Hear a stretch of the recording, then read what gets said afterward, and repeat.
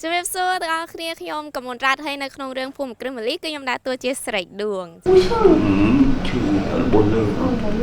នេះជារឿងទី1លក្ខណៈរន្ធត់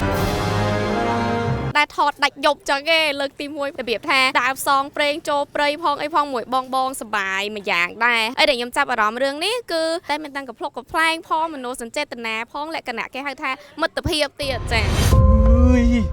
មិញអញមានអារម្មណ៍ថាអញឃើញខ្មោចថត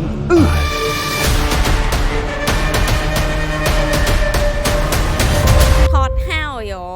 មានអារម្មណ៍ថាឈប់គិតសិនអារម្មណ៍មកទៅអូខេចឹងសម្រាប់ភូមិគ្រឹះមលីចាចឹងចង់ឲ្យទាំងអស់គ្នាទៅទស្សនាបានច្រើនពីព្រោះថាដូចខ្ញុំនិយាយចឹងពួកយើងគឺថាដាច់យប់ជុំគ្នាសប្បាយជុំគ្នាហើយមានទាំងវគ្គទឹកភ្នែកផងអីផងចង់ឲ្យទាំងអស់គ្នាមកមើលព្រោះមានច្រើនរសជាតិចង់មើលជាលក្ខណៈគ្រួសារក៏បានចង់យកពូម៉ាក់មកមើលជុំគ្នាក៏បានឬចង់មកជាលក្ខណៈគេហៅថាស្នេហាក៏បានដែរនិយាយទៅមកបានគ្រប់តម្រងគ្រប់វ័យតែម្ដងចាអញ្ចឹងមើល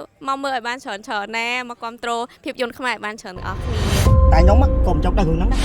រឿងខ្លះយើងចង់ដឹងគេមិនឲ្យយើងដឹងរឿងខ្លះយើងចង់ដឹងបែរជាឲ្យយើងដឹងទៅវិញយេពួកខ្មោចកា